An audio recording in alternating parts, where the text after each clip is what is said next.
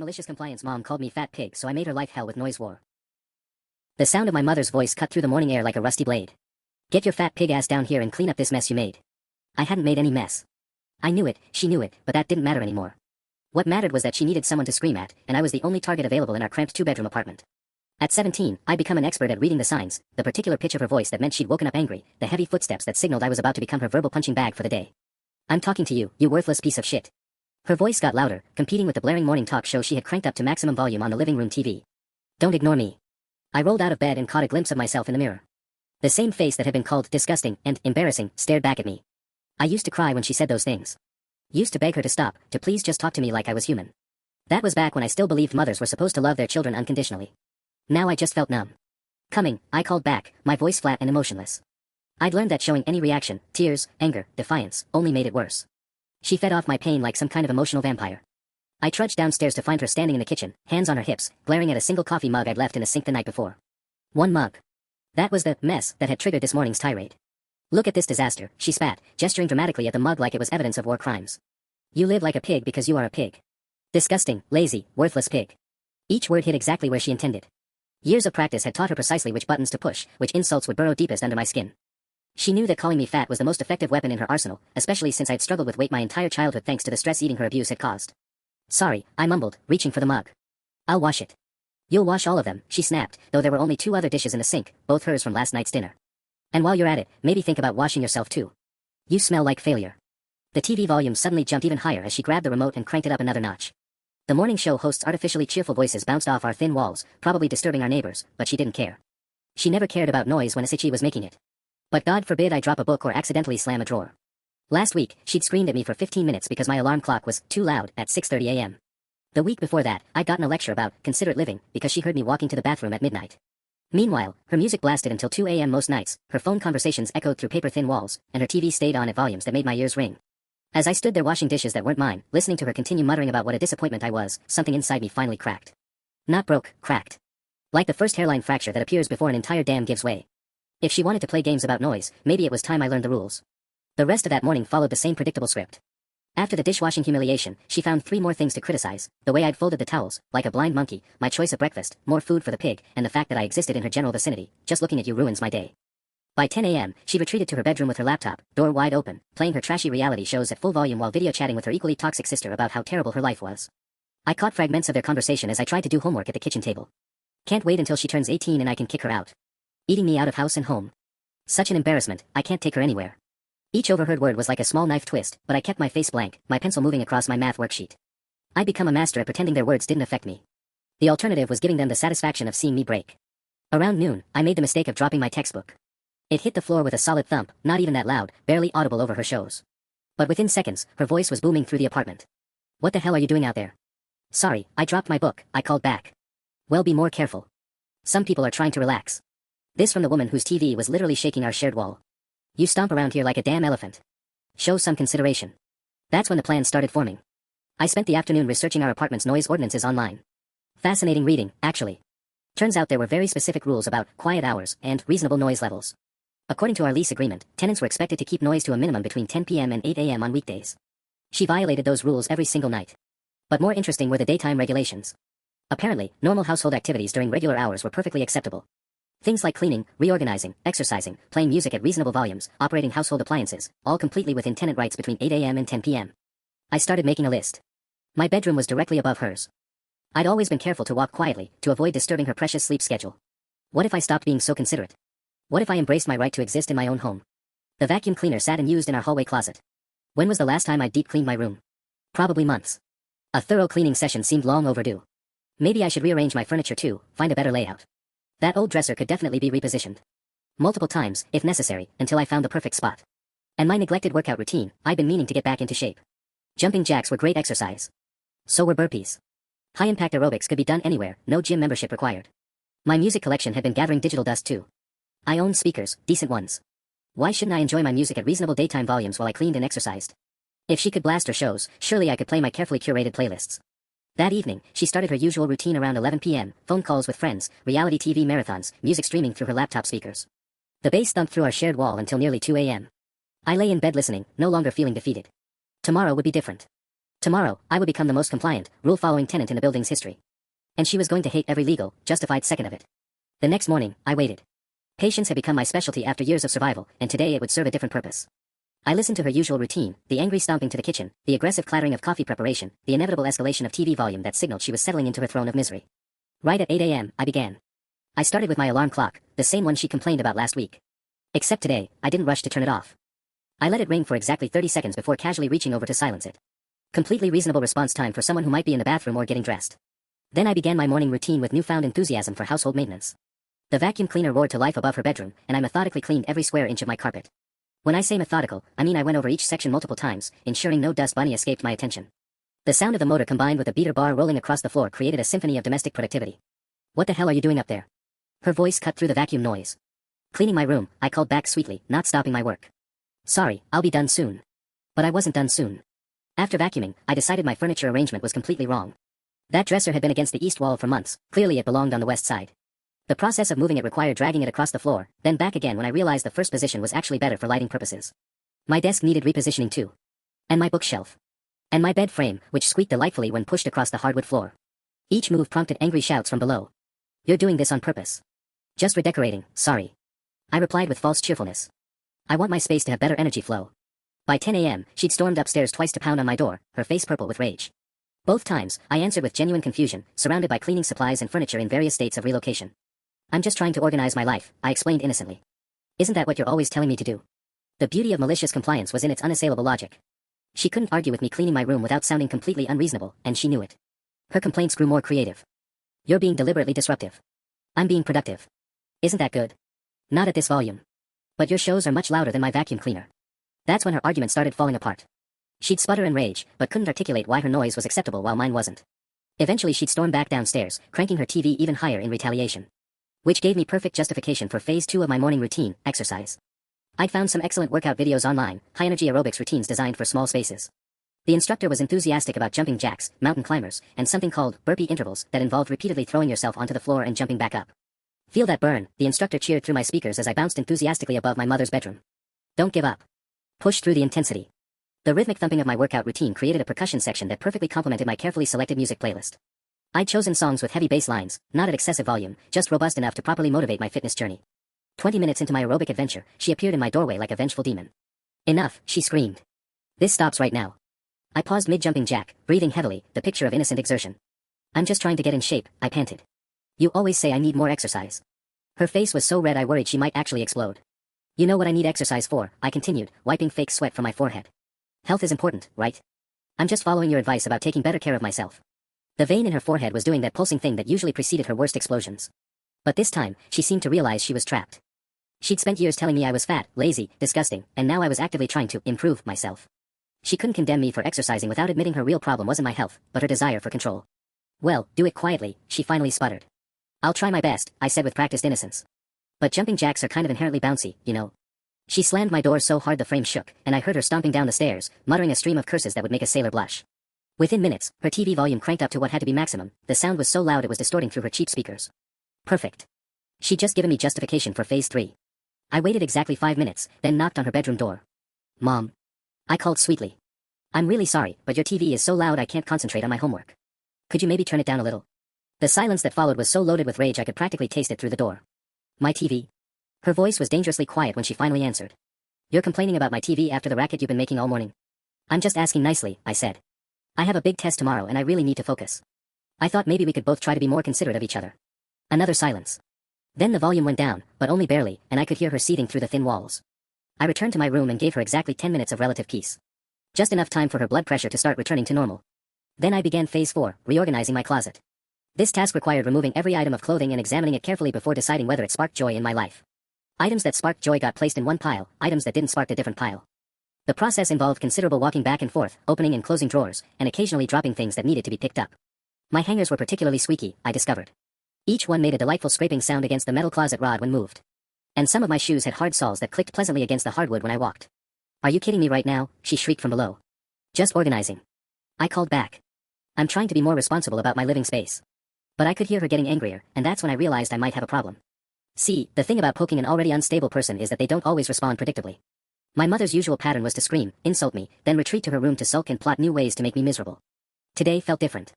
Her footsteps sounded heavier. More purposeful. When she appeared in my doorway this time, she wasn't just angry, she looked calculating. Dangerous. You think you're so clever, she said quietly. Playing your little games. But you forget something important. I paused in my closet organization, suddenly wary. This wasn't her usual explosive rage. This was cold fury, which was infinitely worse. I don't know what you mean, I said carefully. She smiled, and it was the most terrifying expression I'd ever seen on her face. I pay the bills here. I make the rules. And little pigs who don't follow the rules sometimes find themselves with nowhere to live. My stomach dropped. She'd threatened to kick me out before, but always in the heat of anger. This felt different, like an actual plan forming in real time. You want to play noise games? Fine. But remember who holds all the cards in this house.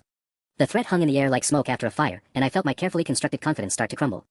But then something unexpected happened. Instead of the usual fear that would send me scrambling to apologize, I felt a different kind of clarity settle over me. She was bluffing. She had to be. See, here's what my mother always conveniently forgot during her power trips. I wasn't just some random burden she was graciously housing out of the goodness of her heart. I was her dependent. Her tax write-off. Her excuse for the government assistance she'd been collecting for years while working under-the-table jobs she never reported. More importantly, I was 3 months away from turning 18. 3 months away from graduating high school. If she kicked me out now, she'd have to explain to the school district why her child was suddenly homeless. She'd have to deal with social services asking uncomfortable questions about her parenting. She'd lose her legal claim to all those monthly benefits that kept her afloat. The math was simple, she needed me more than I needed her silence. You're right, I said, meeting her gaze steadily. You do make the rules. And the rules say I can clean my room, exercise, and organize my belongings during reasonable daytime hours. Her smile faltered slightly. But if you really want me gone, I continued, feeling bolder, I could always call the school counselor. Tell them about my unstable housing situation.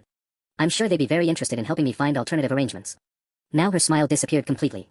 We both knew that conversation would lead to investigations she couldn't afford. Questions about her income, her parenting, her lifestyle choices. You wouldn't dare, she hissed. Probably not, I agreed. I mean, I'd hate to cause problems for you. Especially when we're both just trying to live our lives peacefully in the same space. The standoff lasted maybe 30 seconds, but it felt like hours. I could see her mind working, recalculating, trying to figure out how the power dynamic had shifted so suddenly. She'd overplayed her hand, and we both knew it. Finally, she stepped back from my doorway. Just, keep it down, she muttered, and retreated downstairs. I waited until I heard her bedroom door slam before allowing myself to breathe normally again. My hands were shaking slightly, confronting her like that went against every survival instinct I'd developed over the years. But it had worked. The rest of the afternoon passed in relative peace. I continued my reorganizing project at a more reasonable volume, testing the boundaries of our new understanding. She kept her TV at a lower level too, though I could hear her making phone calls, probably complaining to her sister about my sudden attitude problem. Around dinner time, I made my next strategic move. I started cooking. Now, I should mention that I've been handling most of my own meals for years. My mother's idea of dinner planning involved takeout menus and microwave instructions. But today, I decided to prepare something elaborate. Something that required multiple pots, several cooking stages, and frequent use of our loudest kitchen appliances.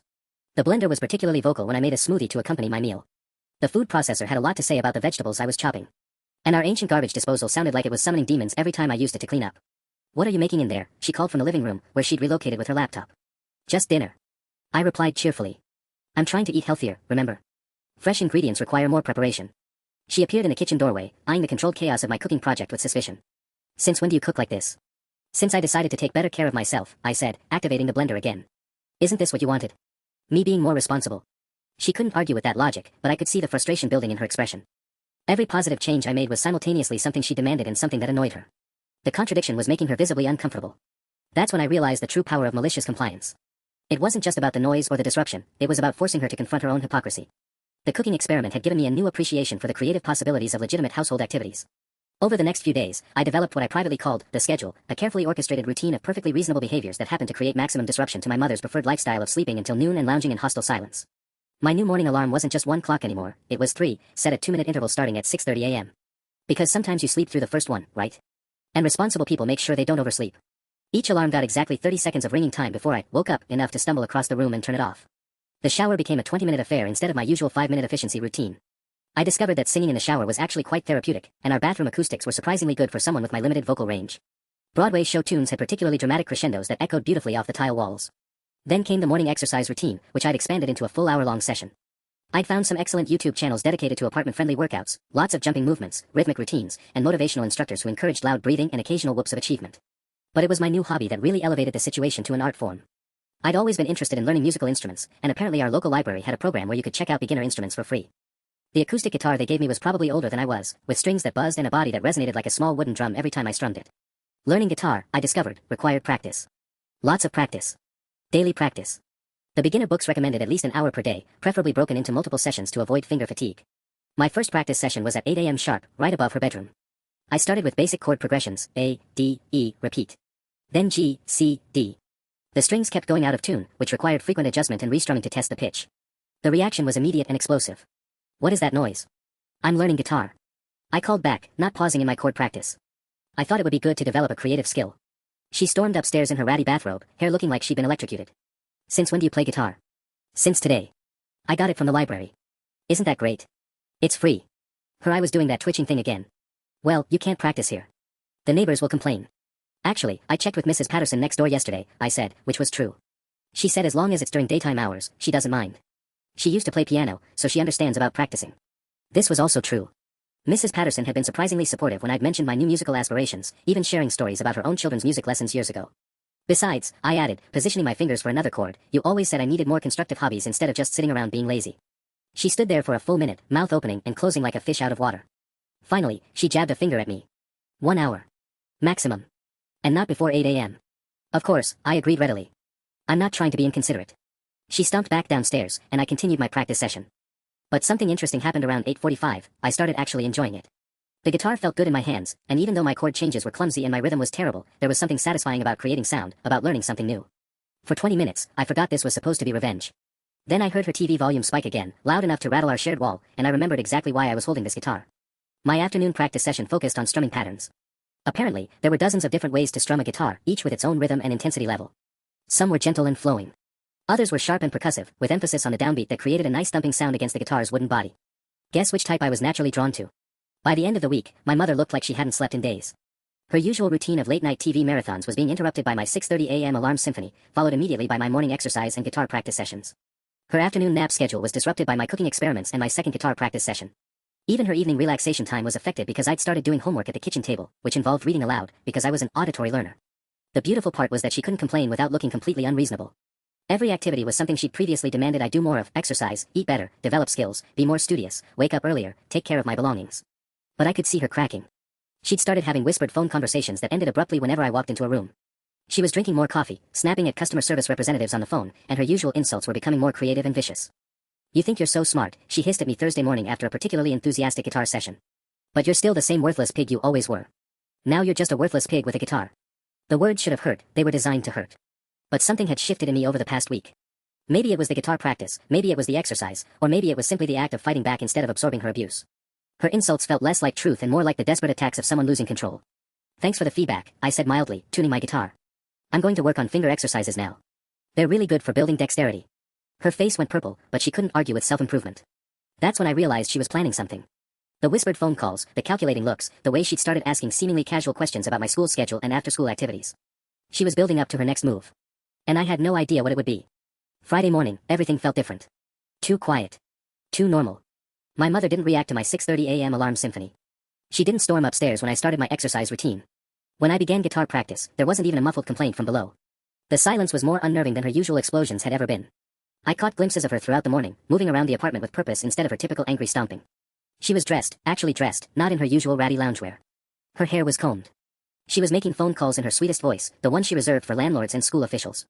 Oh yes, I completely understand your concern, I heard her say into her phone around 10 a.m. Believe me, I'm just as frustrated as you are. My stomach clenched. She wasn't talking to her sister. I crept closer to the kitchen, pretending to get water while straining to hear more. It's been going on for over a week now, she continued, her voice dripping with fake distress. Every morning at 6:30, banging around, loud music, stomping. I've tried talking to her, but you know how teenagers can be. Her. She was talking about me to someone official sounding. I rent here too, and I have rights, she went on. My neighbors are starting to complain. Mrs. Chen downstairs mentioned it yesterday, and the Rodriguezes have been giving me dirty looks. This was a complete lie. I'd specifically asked Mrs. Patterson about noise levels, and she'd been nothing but encouraging. Mrs. Chen had never said anything to either of us, she barely spoke English and kept to herself. And the Rodriguezes worked construction, their power tools at 7 a.m. made my guitar practice sound like a lullaby. But whoever she was talking to didn't know that. I'm worried about eviction, she said, her voice breaking with practiced emotion. I'm a single mother trying my best, but I can't control her anymore. She's become so defiant, so disrespectful.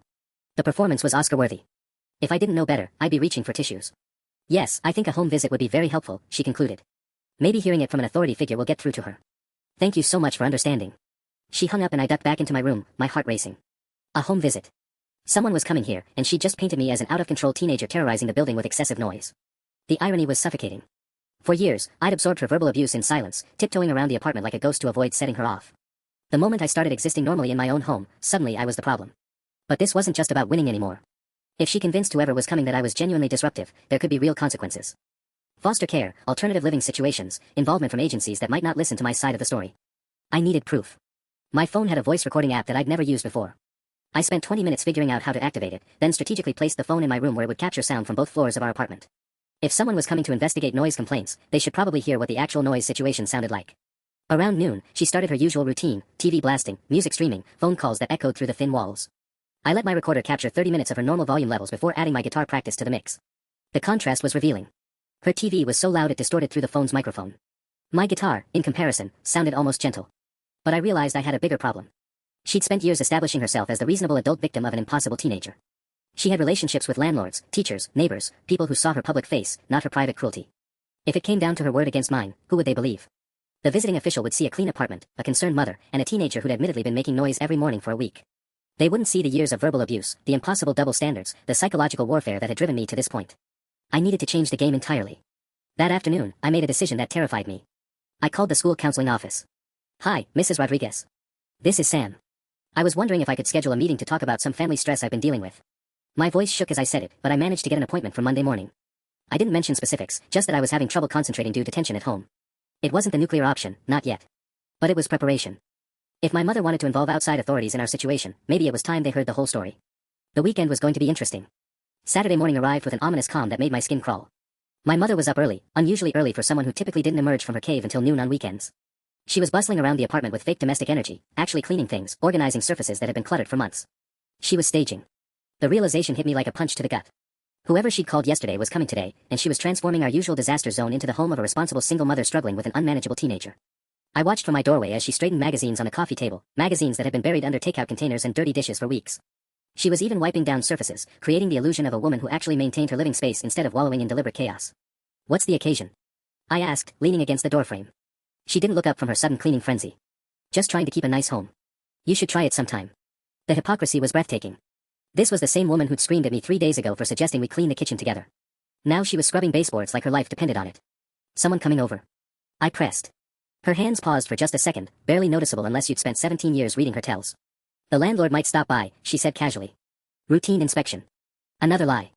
Our landlord lived in Florida and managed the property through a local company. He'd never set foot in this building, let alone made surprise weekend visits. I retreated to my room and checked my phone. The recording from yesterday was still there, 30 minutes of her usual noise levels versus my guitar practice. I uploaded it to cloud storage and emailed it to myself from 3 different accounts. Whatever was coming, I wanted evidence preserved. Around 2 p.m., I heard unfamiliar voices in our hallway. Official-sounding voices, the kind that came with clipboards and authority. My mother's fake cheerful greeting carried through our thin door. "Oh, thank you so much for coming." I really didn't know who else to call. I crept to my window and peered through the blinds. A woman in a business suit was standing in our hallway with a clipboard, nodding sympathetically as my mother spoke in her victim voice. Behind her stood a man who looked like building security or maybe code enforcement. My heart started racing. This wasn't just about noise complaints anymore. My mother had called in some kind of official investigation, and I was about to become the target. "She's in her room now," I heard my mother say as they entered our apartment. "Probably plotting her next tantrum. I just don't know what to do anymore." I heard footsteps moving through our living space, voices discussing recurring complaints and documentation needed. The woman was asking about patterns of behavior, frequency of incidents, attempts at resolution. My mother's responses were masterful fiction. According to her version of events, I'd become increasingly aggressive and defiant over the past month. The noise was just the latest escalation in a pattern of disrespectful behavior that was affecting her mental health and our housing security. "I've tried everything," she said, her voice breaking with practiced emotion. Talking to her, setting boundaries, taking away privileges. But she just gets worse. She seems to enjoy making my life miserable. The projection was stunning. She just described her own behavior toward me for the past decade, but somehow made herself the victim of it. "And the other tenants?" the official asked. "They're complaining?" "Oh yes," my mother replied smoothly. "Mrs. Chen downstairs is elderly and the noise gives her terrible headaches. The Rodriguezes mentioned they're considering breaking their lease if it continues." More lies, delivered with such conviction I almost believed them myself. That's when I realized she'd been planning this for longer than just yesterday. She'd probably been planting seeds with neighbors for weeks, making casual comments about her difficult teenager, setting the groundwork for this exact scenario. I heard footsteps approaching my door, and my mother's voice getting closer. "I hate to do this," she was saying, "but maybe if you spoke to her directly, she'd understand how serious this situation has become." 3 soft knocks echoed through my room. "Sweetheart," my mother called, her voice sickly sweet. "Could you come out please? Someone would like to talk to you." This was it. The moment that would determine whether her fiction became the official record of our relationship. I took a deep breath, slipped my phone into my pocket with the recording app ready, and opened my door to face whatever came next. The woman with the clipboard smiled at me professionally, but her eyes were already calculating, already forming judgments based on whatever story my mother had just told. "Hello," she said. "I'm Ms. Patterson from the Housing Mediation Office. I understand there have been some concerns about noise levels in your home." Behind her, my mother watched with barely concealed satisfaction, confident that her performance had set the stage for my downfall. She had no idea I'd been recording everything. "Hello," I replied carefully, stepping out of my room but staying close to my doorway. "I'm happy to talk about any concerns." Ms. Patterson's expression shifted slightly, probably expecting defiance or hostility based on whatever my mother had told her. My calm, respectful tone seemed to catch her off guard. "Your mother has shared some concerns about noise levels that may be affecting other tenants," she said, consulting her clipboard. "Can you tell me about your morning routine?" I felt my mother's eyes boring into me, waiting for me to say something that would confirm her narrative. The smart play was to be apologetic, submissive, promise to be quieter. That's what the old me would have done. Instead, I pulled out my phone. "Actually, I'm glad you're here," I said. "I've been worried about the noise situation too, so I started documenting it yesterday." My mother's confident expression flickered for just a second. "I recorded our typical afternoon," I continued, opening my voice recording app. "I thought it might be helpful for understanding the actual sound levels in our apartment." Ms. Patterson looked intrigued. "That's very responsible of you. Can I play it for you?" I asked. "It's about 5 minutes of the most relevant parts." Before my mother could object, I hit play. The first sounds that emerged were her TV at maximum volume, bass thumping, reality show contestants screaming at each other. The audio was so loud and distorted that Ms. Patterson actually stepped back from my phone. "This is our normal afternoon noise level," I explained over the recording. "This goes on from around noon until about 2 a.m. most nights." My mother's face was starting to turn red. "That's not that loud," she interjected. "And it's during normal hours." "You're right," I agreed. "Afternoon noise is totally reasonable." Then my guitar practice started on the recording, gentle strumming, barely audible over her TV noise even though I was playing directly above her room.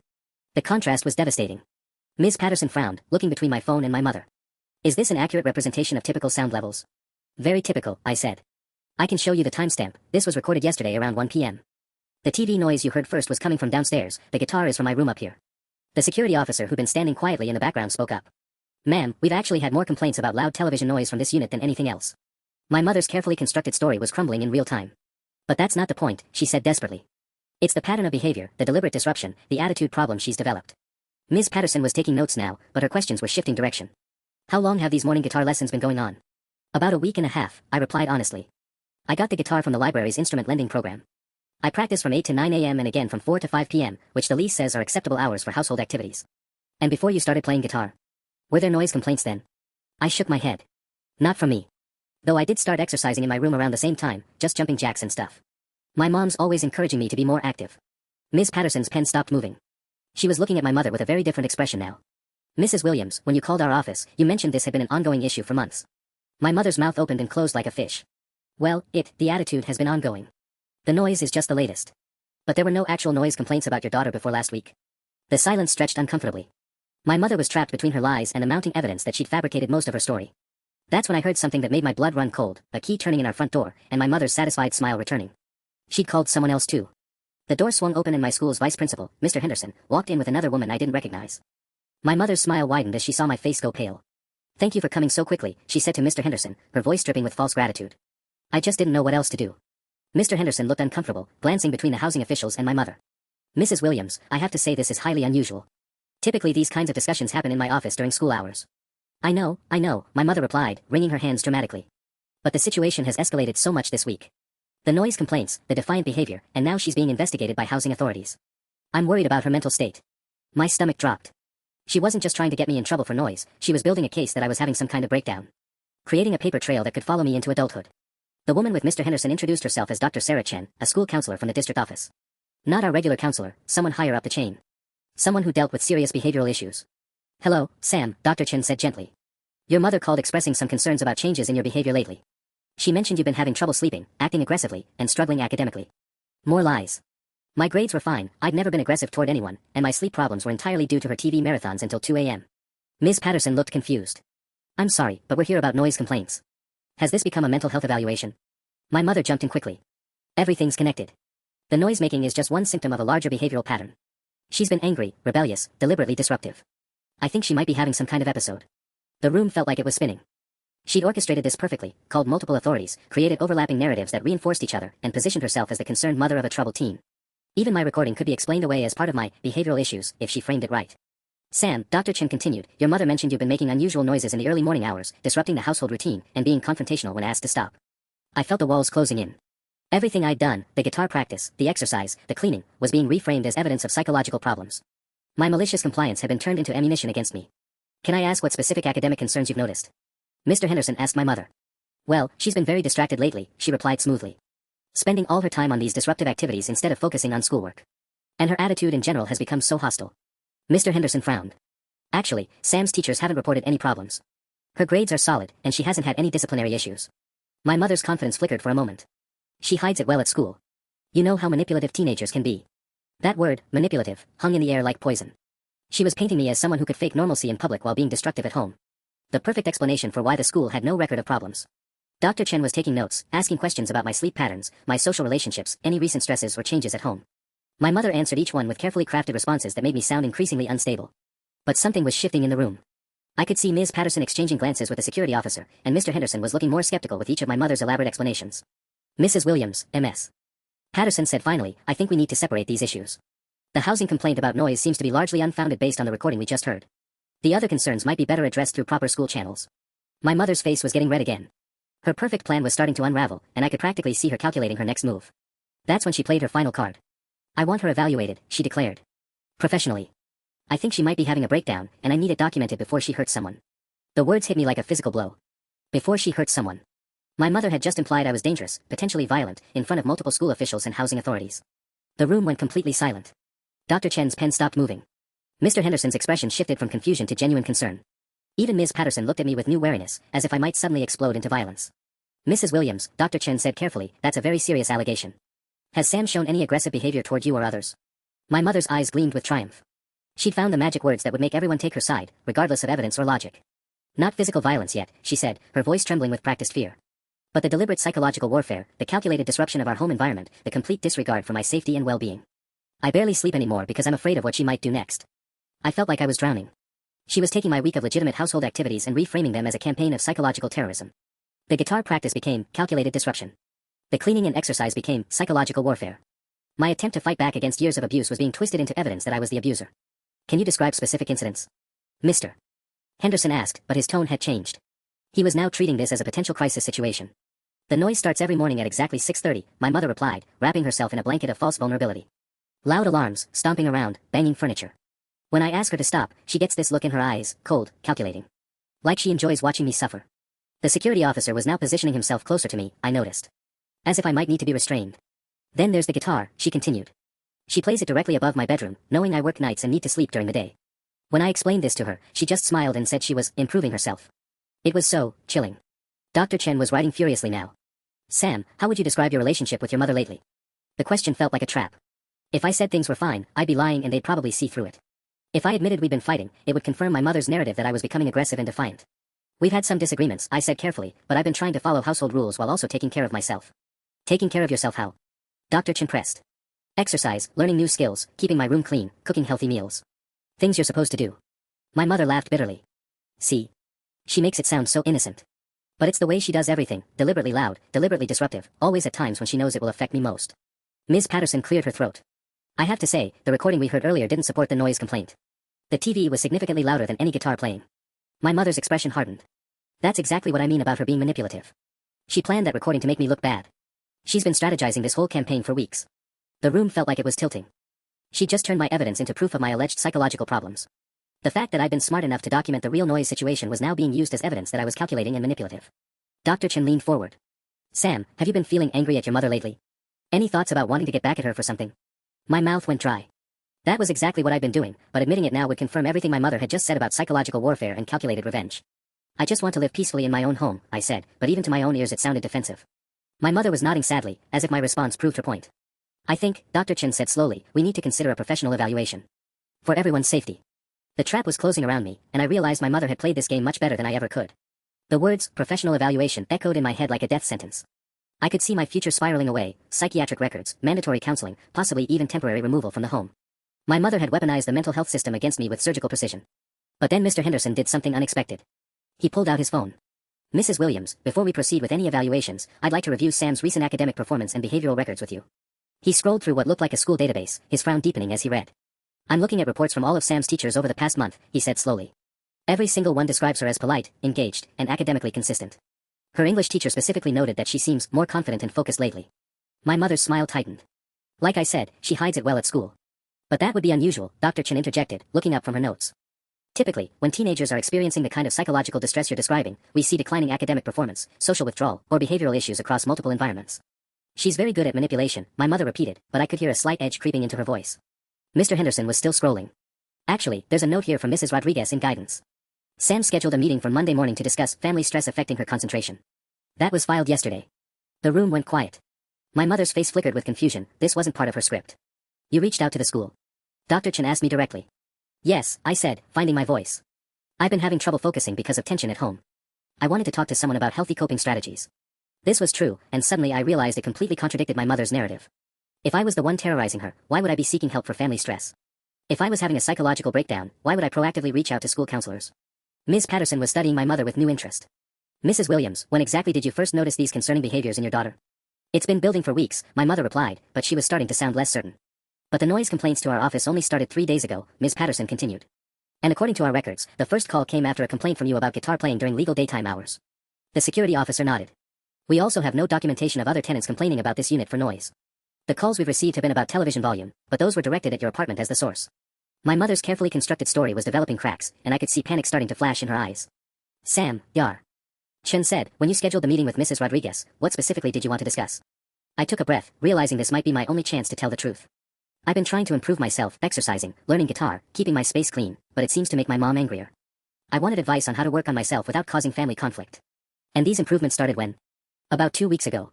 I decided I wanted to be more responsible and develop better habits. Mr. Henderson looked thoughtful. So you began playing guitar, exercising regularly, and maintaining your living space, all positive behaviors, and that's when the family tension increased.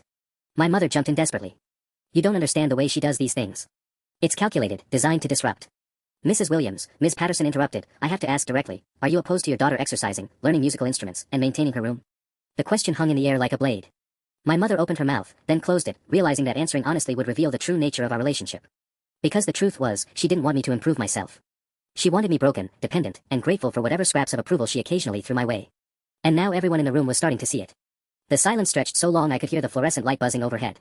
My mother's mouth kept opening and closing, searching for words that wouldn't expose the fundamental contradiction at the heart of her accusations. Finally, she found her angle. It's not what she's doing, she said, her voice taking on that familiar manipulative tone. It's how she's doing it. The timing, the volume, the deliberate provocation. A normal teenager doesn't start banging around at 6:30 a.m. every single day unless they're trying to send a message. Dr. Chen tilted her head. What kind of message do you think Sam is trying to send? That she hates me. That she wants to make my life miserable. That she's angry about having structure and rules in our home. I watched my mother pivot in real time, abandoning her dangerous breakdown narrative for something more plausible. Now I was just a typical rebellious teenager acting out against parental authority. But Mr. Henderson wasn't buying it. Mrs. Williams, 6:30 a.m. is actually quite reasonable for a teenager's wake-up time. Most of our students are up by 6 for school preparation. Not on weekends, she shot back. Saturday and Sunday, same routine. It's clearly intentional harassment. Ms. Patterson consulted her notes. According to housing regulations, residents can begin normal household activities at 6 a.m. daily. Guitar practice at 8 a.m. falls well within acceptable parameters. I could see my mother's frustration building as her narrative kept hitting walls of logic and regulation. But she wasn't done yet. Fine, she said, her voice getting sharper. Maybe you all think this is normal teenage behavior. But I'm the one living with it. I'm the one who sees the look in her eyes when she's deliberately trying to disturb me. I'm the one who knows this isn't about self-improvement, it's about punishment. The word hung in the air, and I felt a chill run down my spine. Because she wasn't entirely wrong. This had started as revenge, even if it had evolved into something else. Dr. Chen leaned forward. Punishment for what, Mrs. Williams? And there it was, the question that would force my mother to either admit she'd been abusive enough to warrant retaliation, or reveal that she was imagining persecution that didn't exist. For trying to be a good parent, she said weakly. For setting boundaries and expecting respect in my own home. But her hesitation had been too long, too obvious. Everyone in the room had heard what she hadn't said. The security officer spoke up quietly. Ma'am, we deal with a lot of domestic disputes in this building. Usually when someone calls in multiple agencies on the same day, it's because they're trying to create a paper trail for something bigger. My mother's face went white. What are you implying? I'm not implying anything. I'm asking directly, are you building a case to have your daughter removed from the home? The question hit like a bomb. My mother's eyes darted between the officials, calculating whether honesty or denial would serve her better. She turns 18 in 3 months, she said carefully. I'm just trying to document the problem so when she moves out, there's a record of why it was necessary. Mr. Henderson's expression darkened. Mrs. Williams, are you planning to terminate your daughter's housing on her 18th birthday? That's my right as a parent. Actually, Ms. Patterson interjected, if she's still a full-time student, there are legal protections that prevent. She can finish school from wherever she ends up, my mother snapped, her mask finally slipping completely. I've done my job for 17 years. I don't owe her anything beyond that. The room went deadly quiet. And I realized my mother had just revealed her true plan to 5 witnesses with official authority. The weight of her words settled over the room like toxic fog. 5 officials had just heard my mother admit she was planning to make me homeless the moment I turned 18, while simultaneously trying to build a paper trail suggesting I was psychologically unstable. Dr. Chen's pen had stopped moving entirely. Mr. Henderson was staring at my mother like she'd grown a second head. Even the security officer looked uncomfortable. Mrs. Williams, Dr. Chen said slowly, are you saying you intend to evict your daughter while she's still completing her senior year of high school? My mother realized she'd overplayed her hand, but it was too late to backtrack. I'm saying I've sacrificed enough of my life raising an ungrateful child. When she's legally an adult, my obligations end. But your complaint today was about her being too loud in the mornings, Ms. Patterson said, consulting her notes. If you're planning to remove her from the home anyway, why involve housing mediation? The trap was closing around my mother now, and I could see her mind racing to find an escape route. Because I still have to live with her for 3 more months, she said desperately. And if she's going to make my life hell during that time, I need it documented. For my own protection. Mr. Henderson cleared his throat. Mrs. Williams, I have to inform you that abandoning a dependent minor who's still enrolled in school could result in charges of educational neglect. We're legally required to report situations where a student's housing stability is threatened. My mother's face went from white to red. She won't be a minor. She'll be 18. Age of majority doesn't supersede educational support obligations, Dr. Chen added. Especially when there's evidence of a stable home environment being deliberately terminated for non-safety reasons. I watched my mother's expression shift from anger to panic as she realized the officials weren't rallying to her side like she'd expected. Instead, they were starting to focus on her behavior rather than mine. This is ridiculous, she snapped. I call for help with a disruptive teenager, and suddenly I'm the villain. She's the one making noise complaints necessary. She's the one causing problems. Ms. Patterson held up her hand. Ma'am, we investigated the noise complaint. Based on the recording in our building records, your daughter's activities fall well within normal residential parameters. Your television volume, however, has generated multiple complaints that we've documented. That's completely different. How is it different? The security officer asked. My mother's mouth opened and closed as she searched for an explanation that wouldn't reveal her hypocrisy. Dr. Chen was making more notes. Mrs. Williams, I'm concerned about the disconnect between your description of Sam's behavior and what we're observing. You've described someone who's manipulative, potentially dangerous, and psychologically unstable. But she proactively scheduled counseling, her academic performance is strong, and her teachers report positive engagement. Plus, Mr. Henderson added, the activities you're complaining about, exercise, music practice, household maintenance, are exactly the kind of positive behaviors we encourage in teenagers. I could see my mother's desperation building as her carefully constructed narrative collapsed. She'd expected everyone to take her side automatically, to see her as the long-suffering victim of an impossible teenager. Instead, they were questioning her motives and examining her behavior. You people don't understand, she said, her voice rising. You don't live with her. You don't see the way she looks at me, like she's planning something. The way she smiles when she knows she's disrupting my day. The words tumbled out faster now, revealing more than she intended. She used to be controllable. Quiet. Respectful. But lately she acts like she has rights, like she can do whatever she wants in MY apartment. And there it was, the truth she'd been trying to hide behind accusations of mental illness and behavioral problems. This wasn't about noise. It was about control. Dr. Chen stopped writing and looked directly at my mother. Mrs. Williams, did you just say your daughter used to be more controllable? The word hung in the air like a confession. My mother's face went pale as she realized what she'd revealed. I meant, well-behaved, she backtracked desperately. Respectful of household rules. But it was too late. Everyone in the room had heard the truth slip out. This was about a mother angry that her daughter was developing independence and self-worth.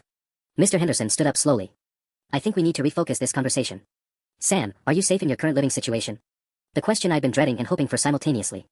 My mother's eyes burned into me, silently threatening consequences if I answered honestly. I'm learning to be, I said carefully. That's why I wanted to talk to Mrs. Rodriguez on Monday. Dr. Chen nodded. And these positive changes you've been making, the exercise, guitar, cleaning, how do they make you feel? Stronger, I admitted. More like myself. For the first time in years, I feel like I matter. My mother made a disgusted sound. See? She's completely self-centered now. Everything is about what she wants, what she feels like doing. Mrs. Williams, Ms. Patterson said firmly, that's called healthy adolescent development. Teenagers are supposed to develop autonomy and self-advocacy skills. Not in MY house, my mother exploded. I provide the roof over her head, I make the rules. She doesn't get to just decide she's going to bang around whenever she feels like it. The mask was completely off now. The concerned mother act had crumbled, revealing the controlling tyrant underneath. Dr. Chen was writing rapidly. Sam, I'd like to ask you directly, do you feel emotionally safe in your home environment? I looked at my mother's furious face, then at the 5 adults who were actually listening to me for the first time in years. No, I said quietly. I don't.